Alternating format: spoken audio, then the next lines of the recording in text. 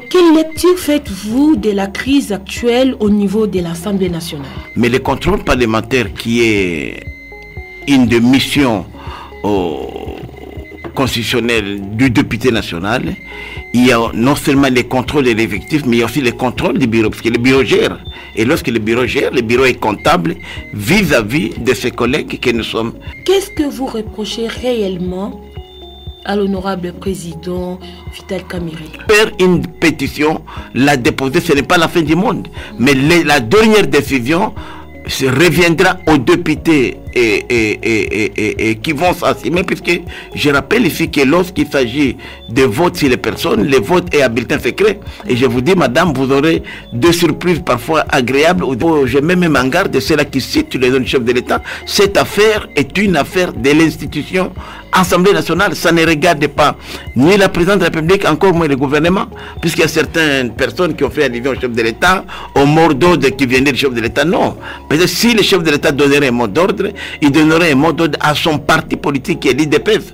Puisqu'il ne faut pas oublier que les collègues Kabouya, qui assument l'intérim de la présidence de l'IDPS, le président de l'IDPS, c'est Félix Antoine Tshisekedi Tshilombo. D'autant plus que les pétitions, on peut toujours les recueillir. Moi qui vous parle ici, pour réunir 50 signatures, ça ne me prend même pas 48 heures. Pour faire tomber un ministre, pour faire tomber un membre du bureau. Pour réunir 125 signatures, ça ne me prendrait même pas 4 jours. Parce que nous avons des raisons, des collègues qui croient en nous et avec qui nous partageons les mêmes vies. Donc, si le bureau faisait semblant, on peut encore revenir à ces pétitions-là. Mais on dit toujours que, puisqu'il y a aussi des choses importantes que je peux dire, à ce qui concerne plus le président Vital Kamerhe, il doit comprendre qu'il est président de l'Assemblée nationale, il est le deuxième citoyen du pays après le président de la République.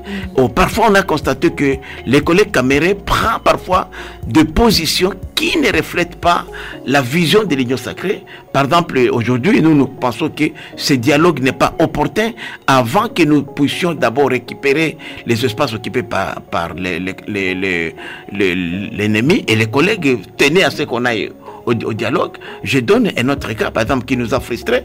Lorsqu'il a reçu le vice-premier ministre, ministre des Affaires étrangères belge, qui est un partenaire de premier rang, les propos qu'il a tenus ne représentent pas les propos des collègues que nous sommes. Il n'y a pas eu concertation. Par exemple, il y a eu des initiatives que les collègues ont prises qui parfois nous mettent